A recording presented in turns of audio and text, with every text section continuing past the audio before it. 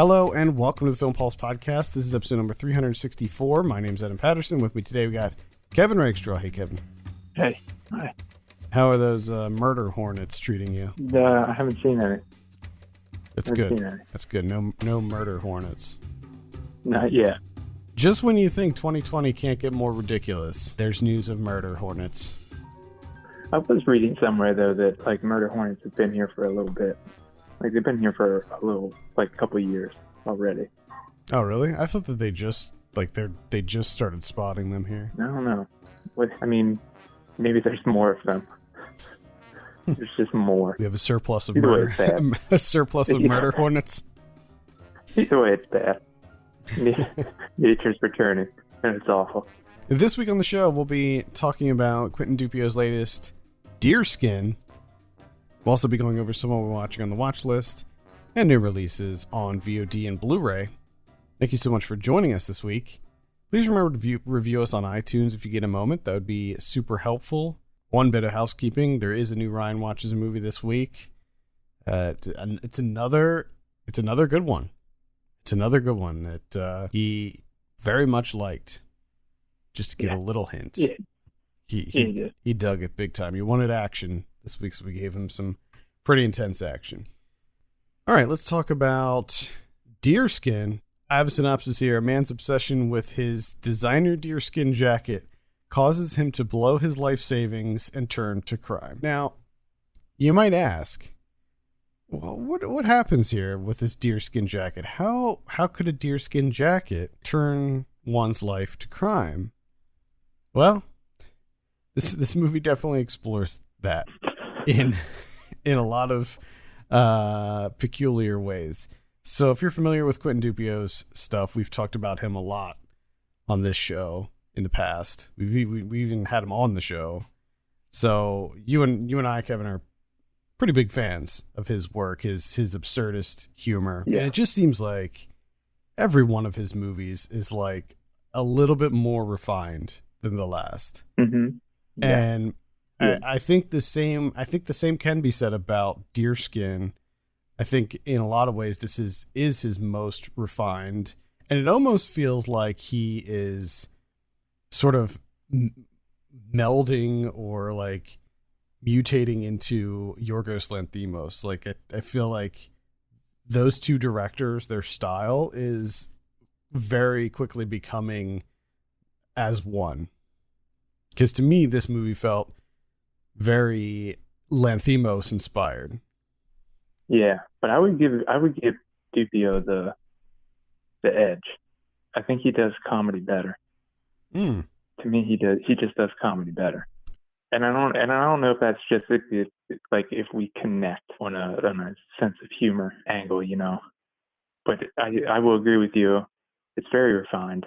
It's very short. This is like a distillation of what he's been doing. And I think since 2014 with Realite, and to Keep an Eye Out, which I still think is his best, and then now with Deerskin, it's just there's a maturity to his absurd humor, like this ridiculous, which I think I've talked about, a couple of times before when we discuss his other movies. But when I saw Wrong and that kind of thing, it seemed like he was trying way too hard. Like he was packing every scene with just so much surreality and absurd stuff, and just nonstop, just so much. But here it's it just works so much better because he's really defined. He's laser focused in. He's got what is a really, really simple story, and he just knows how to tell it. And it's extremely entertaining. And the absurdity in this is not so much individual, seemingly random pieces. It's more the story as a whole is complete absurdity. A man becomes obsessed with a deerskin jacket. That really is the story of this. He becomes so infatuated with this jacket. And first of all, I love it when he first lays eyes on the jacket and how it's like Stendhal syndrome, where he just becomes overwhelmed with emotion when he sees this jacket and its killer style that it brings. I just love every time he sees Deerskin anything. He's just like, fuck. That was the other thing that I loved about it, was that as the movie progressed, he was like leveling up his Deerskin wardrobe. So he starts with the jacket, and then he gets a hat, and then he has I can't remember what came first, the boots or the gloves, and then he gets the pants and the pants. Yeah, he gets the pants, and then it's like, 3 pieces of the Triforce. He just holds that shit out, and he has all the power. Yeah. And I do love it. I mean, the way he gets the hat is kind of ridiculous in itself. It's all ridiculous. It is. He gets the jacket, and his bonus is a camcorder. Mm-hmm. So he decides to become a filmmaker. Yeah. All of a sudden, he's a filmmaker. What I thought was funny was so he meets. He's staying at this hotel. Let's back up a little bit, give a little bit of backstory. So Jean Dujardin plays George, who is this guy who is seemingly in some kind of midlife crisis. He's going through a divorce. He is on the road with nowhere to go, so he stops in this little town in the French Alps, which, by the way, is a beautiful little town. I loved the setting. Yeah. This town was just incredible. And he stays in this hotel, and he meets this bartender played by Adele Hanel, who you probably know from Portrait of a Lady on Fire. And the two kind of hit it off because he has this camcorder and he's just shooting random stuff. And she tells him that she's an editor. And he's like, oh, well, you can start editing my footage. But then he starts like, because his wife froze their bank account. So he needs money. So he's like basically hustling her for money. And she what I thought was funny was that somehow she had this little portable video player thing like that could handle those little, I don't know what kind of, they weren't even mini DV tapes. I don't even know what format those were, but somehow she just so happened to have this player that could handle this footage, and she sort of becomes like enthralled by what he's doing, like this project. She completely buys into it. And then, so he has this accomplice, and he starts having conversations with the jacket, and he decides that his jacket should be the only jacket. So he goes out on a quest to get rid of all of the jackets of the world. Oh, God. Fucking hell. And that's kind of, and it takes a turn at one point. Like the synopsis mentioned, where he turns to a life of crime, it gets pretty dark, like surprisingly so at one point, which really kind of threw me for a loop, which was funny though. Like as I was watching it, I pulled up the IMDb page to look at something like, I don't know what I was looking for, some information about the movie. Oh, I think I was looking for where it was shot. And I happened to see that under the genres, it said comedy horror. And I'm like, this isn't a horror movie. Like, where are the horror elements here? And then like 5 minutes later it happened, and I'm like, oh, I see where this is coming from now. Because I was kind of thinking the same thing. Is he turns to a life of crime, and you're somewhat deep into the movie, and I'm thinking he's not really doing anything criminal, outside of like hustling people. But, and then he starts to dismantle a ceiling fan. And I mean, there's just, I don't know what it is, but him driving with the car door open with this ceiling fan blade, grinding it on the street. It's just like, okay, something's about to get kicked off here. Yeah. He's working on something. Yeah. And then they show him cutting up the melon. And you're just like, oh, okay. Yeah. This is what's going to happen here. It gets extremely dark, which again, Dupieux, you don't really know what you're getting into. I mean, you kind of do. You know it's going to be absurd and everything, but it's insane to me that he still surprises me. Even though that I know going in, okay, this is a Dupieux movie. It's going to go off on some weird tangent, and I'm ready for it. But yet I'm still never truly ready for it, because it always ends up, he picks a path that completely different than what I'm expecting. Mm-hmm. Yeah, I completely agree. And you saw this before I did, and you told me, you're like, well, yeah, I didn't see that coming. And I think I responded something like, well, what?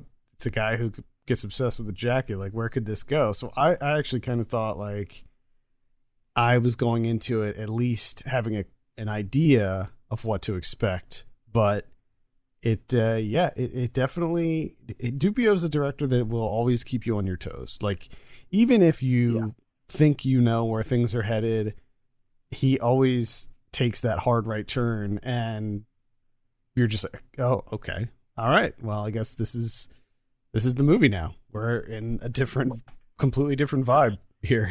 This is not at all like what happened in the first half, and I really appreciate that. Like, I think that he is one of the more creative, endearing directors to watch these days, because he's always trying different stuff. Like, he's always doing new things, and you never know what to expect from him, but you always know. I mean, one thing that you can expect is that it's going to be something entertaining.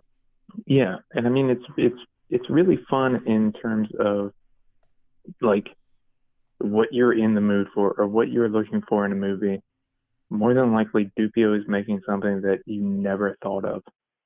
I mean, you go to like, who's ever sat down and be like, you know what, I could go for a movie kind of like absurd, but it's like a horror movie, and it revolves around like a jacket. That would be cool. Like you can't really even think of this stuff. We were talking about to this. Be in the mood for it. Yeah, we were talking about this before we started recording, and it was so funny that you brought this up, because I actually wrote it down and was going to bring it up during this review, but this whole movie reminded both of us of the Terrence Malick IMDb photo of him. Yeah. And at this point, we're both convinced that Quentin Dupieux saw the Terrence Malick IMDb photo and decided to adapt that into a movie. Yeah, it's got to be.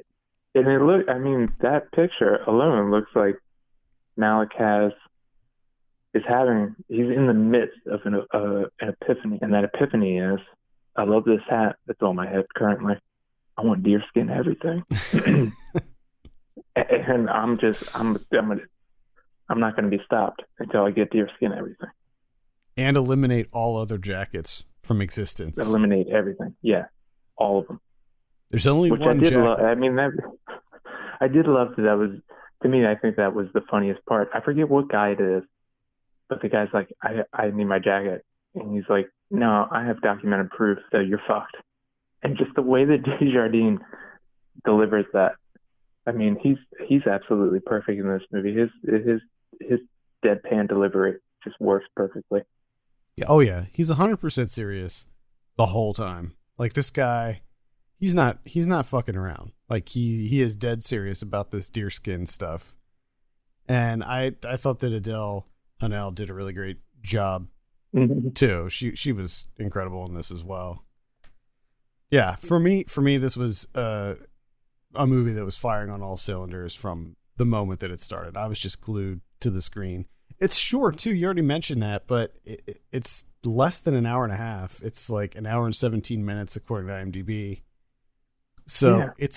It's breezy too. It gets in and gets out. It's not overly long. It's not bloated. It is the perfect length for a story like this. Now, with you know how this movie starts out with him kind of going to the countryside or whatever, just to pick up this jacket.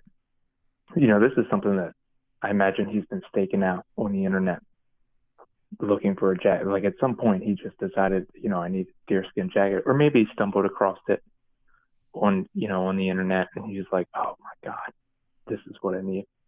So my question is, what would I present to you? Because he's in the midst of a divorce, or the divorce is kicking off because he just decided to leave. Do you think the deerskin jacket caused the divorce, or he got the deerskin jacket and he's like, you know what? I'm not leaving this place. I have the deerskin jacket now. This is my new life. I think it's the latter. The deerskin jacket itself seems like that's like his like convertible or his motorcycle, you know? Yeah. Like that's the midlife crisis item. And I think that maybe so I think that his marriage was probably already crumbling by the time he found the jacket. Yeah. And then it gives him this sense of purpose, you know? And I feel like there is somebody, because, you know, you always have Dupieux's always kind of doing, it feels similar in a way to like Reality, because it has that filmmaking aspect to it where it seems like it could be a comment on filmmaking. I'm not sure how, honestly, like the way that it works out, but I feel like there's something there, but at the same time I'm not entirely sure what it is. Yeah, I'm sure that there is. I'm sure that there is a heavy amount of subtext involved, as with most of his movies. There's also this like sort of alluring quality, this intangible ability that the jacket has. It's like almost like a supernatural quality, because what happens towards the end, I'm not going to spoil anything, but Adele Haenel sort of gets under its spell. So there's almost a supernatural quality to it as well. It's killer style, dude. It's killer style. That's what it is. Yeah. Do you not want to have style? That's what it is. But, yeah. And I mean, she's the filmmaker. Let's be honest. Mm-hmm. Because he has no idea what he's doing, but she's turning it into something. So again, I feel like there's a comment there on editors. Yeah, you could easily draw that comparison. I don't know. It's fun. I mean, between Reality, keep an eye out, and Deerskin now. I mean, this run of 3 films from him, god damn, mm-hmm. I fucking love it. He's I mean, he's definitely cranking them out at this point. He's also, he's got a new one that's coming out. Yeah. And did you read the synopsis for that one? 2 simple-minded friends discover a giant fly in the trunk of a car, decide to domesticate it to earn money with it. It's called Mandibles. Which to me sounds like he's gonna do absurd comedy with, it has to be a like a Gondry angle to it, right? Because you gotta have, he's gonna do, it's gotta be practical, this giant fly. You would think so. Think so. I mean, sign me up. Give it to me. I want it now. Yeah, I mean, this is the director that did Rubber, the giant, the sentient killer tire that could make people's heads explode. So yeah, and I mean, it's kind of, Deerskin's kind of that, but the jacket itself just wants all jackets gone, but it doesn't have the ability to do it, so it gets other people to do it. What I was wondering is, like, the previous owner, like, there was no indication. There was no indication that it held any influence over the previous owner. No, because remember, he only wore it like once, mm-hmm. and then it fell out of style. Yeah, and he threw it in the trunk. Yeah. So maybe that was it. Maybe. Oh man, yep. And then it got unleashed. I do have to say though, like, for Jean Dujardin, it was too short of him. It looked bad. It didn't look good. Oh, it looked ridiculous. It looked absolutely ridiculous with the tassels and stuff, and he was so obsessed with all the little tassels. I don't know if that's what they're called, but that's what I'm calling them. It just needed to be a little bit longer, and it would have been okay. What if it was like a duster? I mean, it still would have what if it was like duster length? Would it look better then? Be like wider? Dude, if it was a duster, this would have been an entirely different movie. It would have been like a Shin Godzilla, like he gets the purple lasers and just like annihilates an entire country. Like, your duster's too powerful. I loved how he wore, after the first time, he then wore that like plastic raincoat thing when he went out. Don't want to mess it up. Through the roof of the car. Yeah, that was. Oof. Through the roof of the car. Oof. All right, yeah. Both of us, I think it's safe to say that we can both highly recommend Deerskin. It is available on VOD right now. I believe it is a virtual theatrical deal through Greenwich. So check that out. Support your local theater. I think if you rent it now, 50% of the proceeds go to a local theater of your choosing. So I would recommend giving it a rental right now. Let's go ahead and give it a score. Now, I should mention also, we do have a written review for this up on the site. Chris reviewed this back when it played at TIFF in like September of last year. So, Kevin, what are you going to give Deerskin out of 10? Yeah, I'm like a 8.5. Whoa, wow. I'm sitting at around a 7.5, 8 on this. I'm like an 8. Solid 8. Right. Yeah, solid 8, Deerskin. All right, let's talk about some of what I'm watching. I had a pretty light week this week. I've been, I'm not the only one who has said this. Maybe we even talked about it on the show before, and I know I definitely talked about it with you, but when this whole like quarantine thing started happening, I was thinking to myself, oh man, I'm going to watch so many movies. It's going to be like just sitting around watching movies all day. And I have almost no motivation. Motivation to watch movies. Thankfully, I've been playing a lot of video games to keep myself entertained. Yeah. But for some reason, like the movies is, I don't know what it is. Don't know what it is. And also I started a whole new life, a whole new video gaming life. You're a hardcore gamer now. I mean, I'm hitting you up on Slack. How often? A lot. Every day? It's pretty amazing, actually. I'm just like, such and such game, 70% off, 50% off. Can you believe this shit, Adam? You're just like, God damn this fucking guy. It's incredible. I love it. But I did watch a few things. The first thing that I'll mention is Heathers. This is directed by Michael Lehman. I never saw Heathers. Now, this is a movie that I've seen bits and pieces of like a million times over the years, because this is a movie that played on Comedy Central all the time. This was one of these like heavy rotation on Comedy Central, and it was just on there nonstop. And every time I would see like a little bit of it, I'd be like, ugh, this just looks so awful. Like I had no interest in it whatsoever. And I always heard good things. So it wasn't like that I didn't want to see it. And I think a big part of it is like when it was in that heavy rotation, I was a lot younger, and it looked more like a rom-com that was just a little bit on the darker side. But it played on the last drive-in this weekend, and so I watched it, and I was really pleasantly surprised. I really enjoyed Heathers. It is just the right kind of twisted dark humor for me to really latch on to. And I think that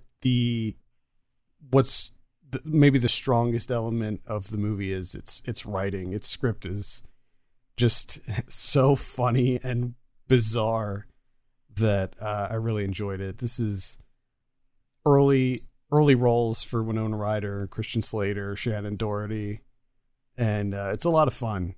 If you're into dark comedies, if you're not familiar with the plot, it's basically about Winona Ryder plays this high schooler who all of her friends are named Heather. There's like 3 different Heathers, and Christian Slater comes to the school, and he's like sort of the bad boy. He's like the bad boy new kid, and through a series of events, they end up killing one of the Heathers, and they stage it as a suicide.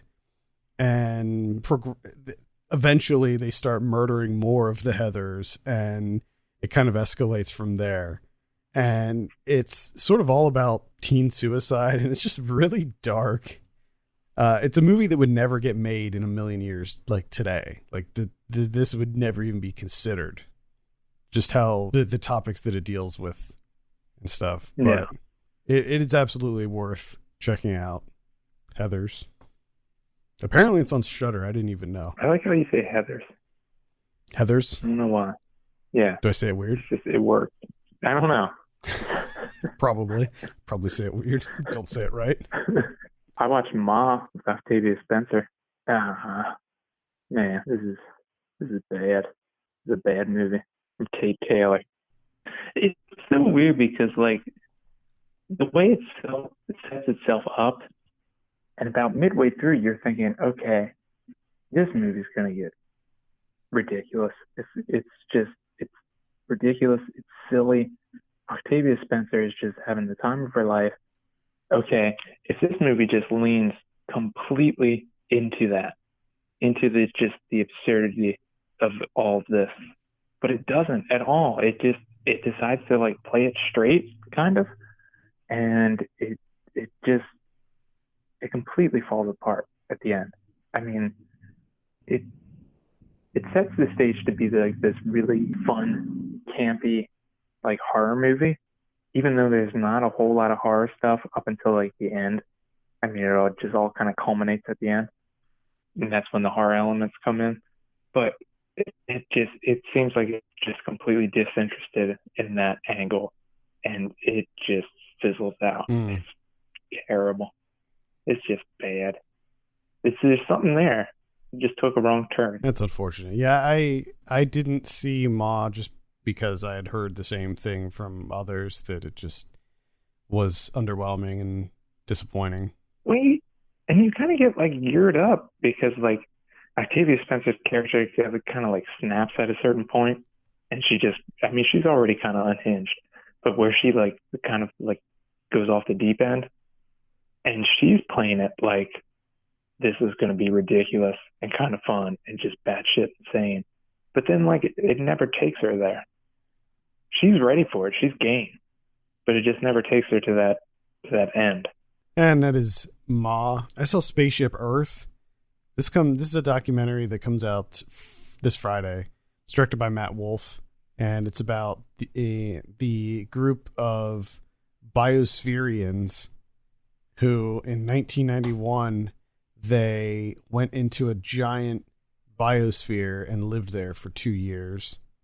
And it's about the journey to get there, like who these people are, where they came from, like what their group is, what they're all about.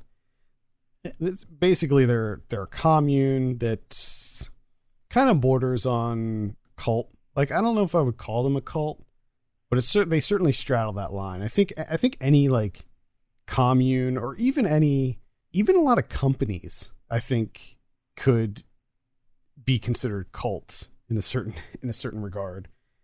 Mm-hmm. So they definitely had sort of a cult like vibe, but not like anything too crazy. At any rate, they did a lot of projects. There was one project that they did where they built a giant ship and sailed it around the world. And this was certainly their most ambitious project, to create this fully sustainable biosphere that allowed for sustainable human life for 100 years. And it was completely sealed.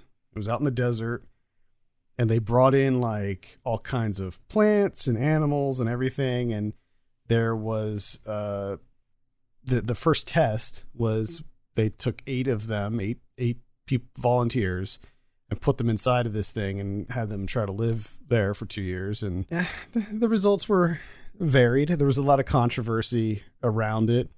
This got a lot of press when it first happened. A lot of people were intrigued by this, and eventually any scientist that looks at this would just find it to be completely laughable because of how poorly they set this whole thing up. There were way too many variables, and there were outside influences. Like at one point, one of them got injured and they had to leave the biosphere to get surgery and then come back. And they were like, oh, well, it should be fine as long as she leaves, doesn't like do anything that would like contaminate her body or whatever, and then come back. Like, she's not going to eat any food when she's out there. She's not going to wash her hands or anything.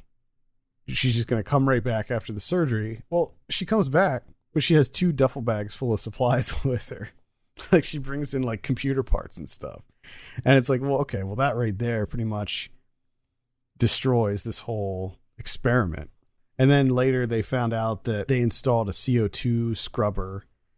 They secretly installed a CO2 scrubber. I don't know if like the 8 volunteers even had any idea that it was there, but that was installed to help with the CO2 levels. And of course that pretty much negated all their data as well. And then later on they found out that there was additionally oxygen being pumped into the biosphere too, which was even worse. So it was just kind of a pointless endeavor in a lot of ways.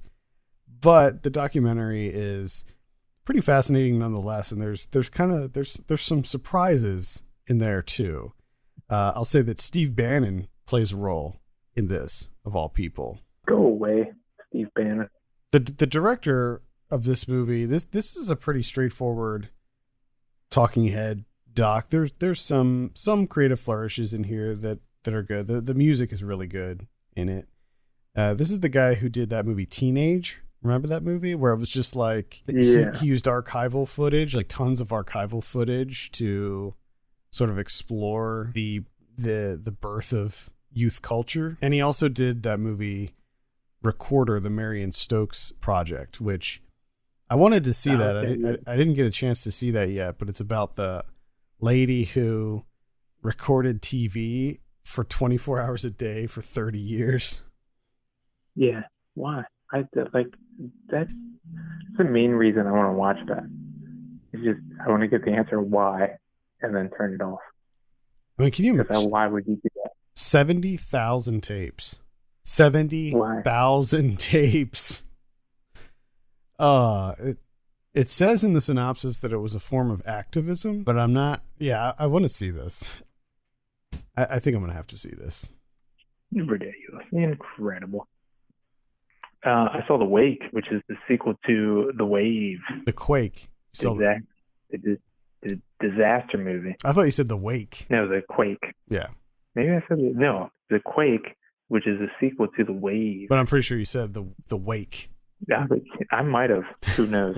Well, there's definitely. There was wakes for both of them because a lot of people died in both movies. Because you had the first one is a disaster movie about a giant wave that hits Norway and takes out, and he survives. He's a geologist and he survives it. It's the same guy, right? So he survived the wave, him and his family. His wife took the kids and they moved to Oslo, and he's an absolute wreck, and he can't move on, and he can't be around his kids and everything. But he ends up going to Oslo because of a buddy of his, another geologist has died, and he's like, what was my buddy working on? Well, apparently he was working on, there's a big earthquake coming. It's going to just completely obliterate Oslo. So it's the same thing of him, going to the people in charge and being like, look, there's going to be a devastating earthquake.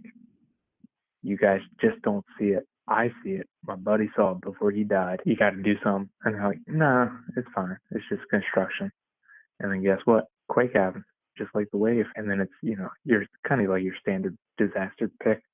But the weird thing with this one is like the disaster portion of it is really, really short. It takes place in a Radisson.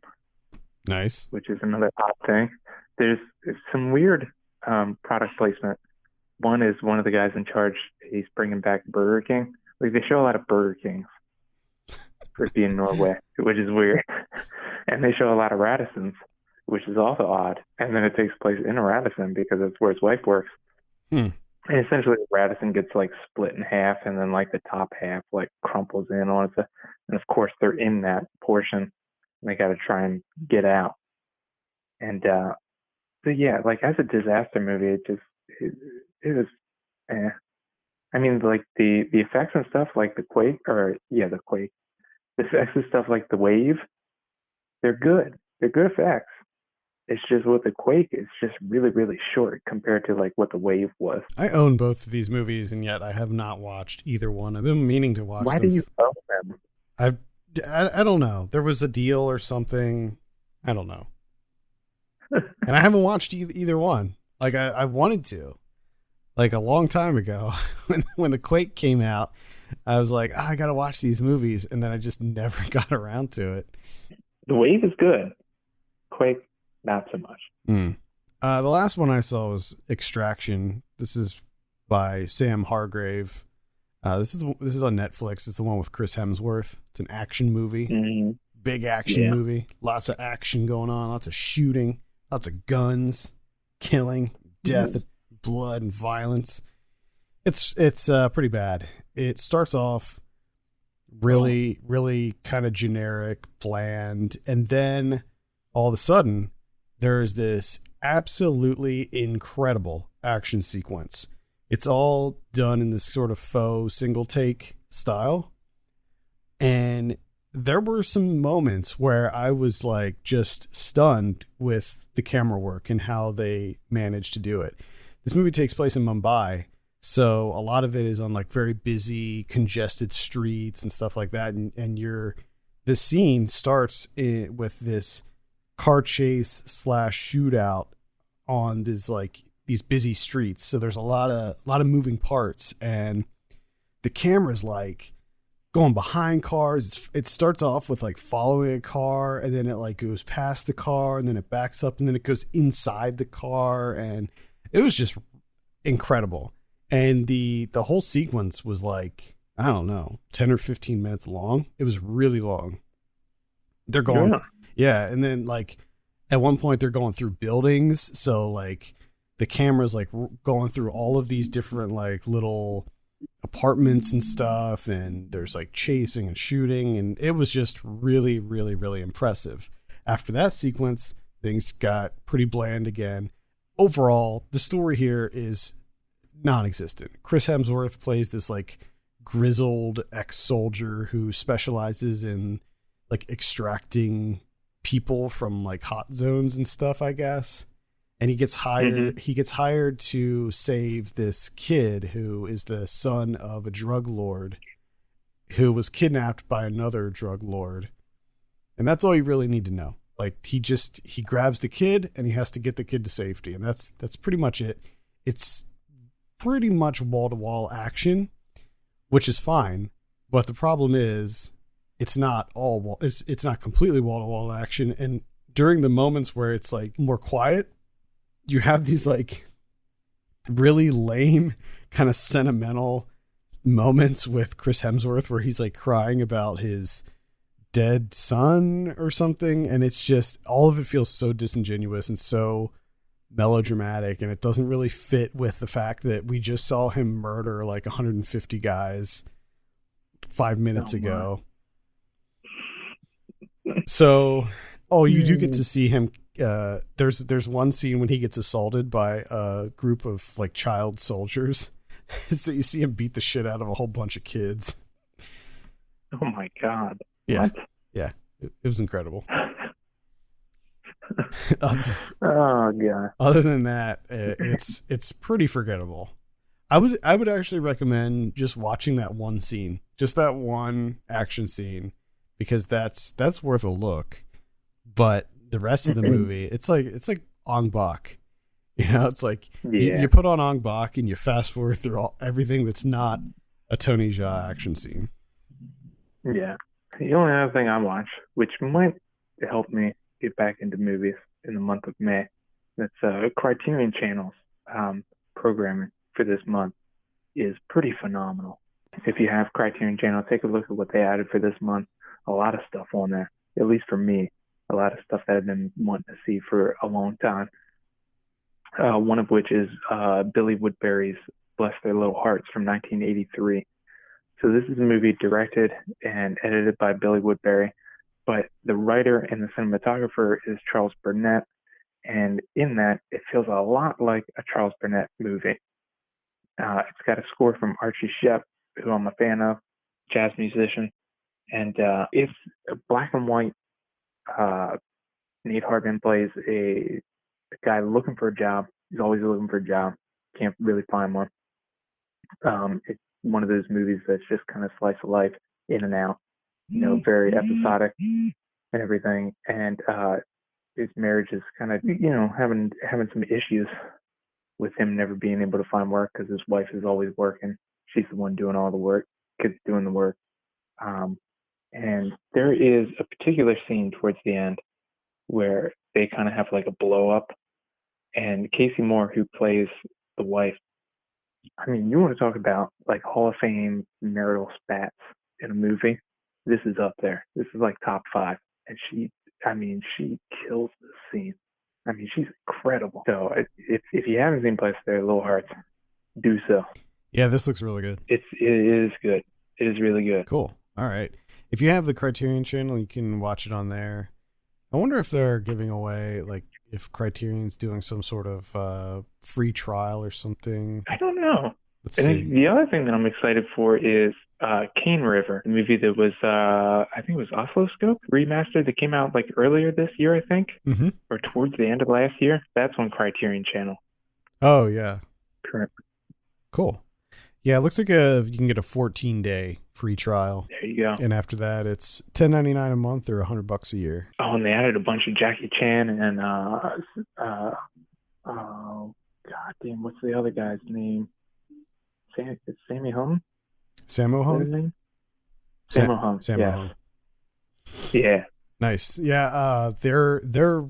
That Police Story collection that they released was excellent.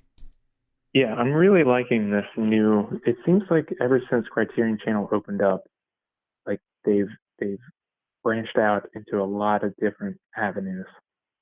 You know, it seems like they're embracing more of like what the film world has to offer outside of just like, hey, here's these very important French films from the 60s and 70s. Mm-hmm. Yeah. Yeah. I actually don't have Criterion Channel yet, but I think I'm gonna have to pull the triggers pretty soon because I get emails with their lineups every month, and I'm just like, oh, and yeah, I haven't done it yet, but it might be time soon. Do it. All right, let's take a look at what we have on VOD this week. Got The Plagiarists. This is on the 5th. We got The Jack in the Box. It's a horror movie. Got Human Zoo. Another horror movie. Accommodations. And we got Arkansas. It looks like a crime thriller. We got Working Man. We got St. Francis. That's going to be on Oscilloscope. That one looks like it could be okay. For good things. Yeah. We got Cry Havoc. This is the latest from the guy. What's it? I can't remember his name. The guy that looks like Charles Bronson. Oh yeah. You know what I'm talking about? I can't remember his name. I only know him because of you. On the 7th, we have Driveways. We have The Delicacy. Now, that's on a streaming service called Psalm TV. If you remember the documentary Psalm about sommeliers, they have, I guess, the creators of that started up a streaming service that is all about food called Psalm TV. And this is, I guess, maybe one of their first documentaries. I don't know. It's called The Delicacy, and it's about sea urchins and how people like to eat them for some reason. Okay. Did you ever have sea urchin? No, thank you. I don't think I have ever had it either. I remember seeing it on the menu of restaurants that I've been to before, but I never felt adventurous enough to give it a shot. Yeah. On the 8th, we have Valley Girl. This is the remake, the musical remake of Valley Girl. This is kind of an interesting thing that this exists here. I don't know how to feel about it, honestly. I mean, I probably won't be seeing it, but Walk Away Joe. We have A Good Woman is Hard to Find. Rewind, that's a documentary. How to Build a Girl. This is going to be out on IFC, and it's with Beanie Feldstein. Crushed. This is a virtual theatrical release. We have The Wrong Missy. This is on Netflix. We have Hope Gap. This is with Annette Bening and Bill Nighy from the looks of it. And then finally we have Clementine. This is another virtual theatrical release. And I think I've seen that. You saw Clementine? I'm pretty sure. I'm almost certain. Is it a tense rumination on who to love and how to let go? Maybe. Yeah. Is it directed by Laura Gallagher? Yeah. Yeah, I saw that. It's Oh, I have a VOD online premiere, and that's Feast of the Epiphany, which has been on my anticipated for like how many years running. It's going to be May 8th. That's going to be on Vimeo on demand, with all proceeds going to the Moving Image Museum of the Moving Image in New York. It's a good museum. Been there a few times. There you go. It's in Queens. Queens.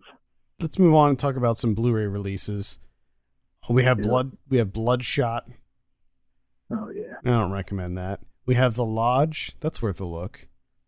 We have Gretel and Hansel from earlier this year. I do want to see that. I'm interested in that. Tigers Are Not Afraid. If you haven't seen that yet, definitely recommend checking that out. Also, that's on Shudder. So if you have Shudder, you can watch it on there. White Fire from 1985. That's going to be on Arrow. The Jesus Rolls from earlier this year. That's the spinoff. The Big Lebowski spinoff. Oh my God, that actually came and went. Yeah, that came out and it's gone. It didn't look good. It actually looked really, really, really bad.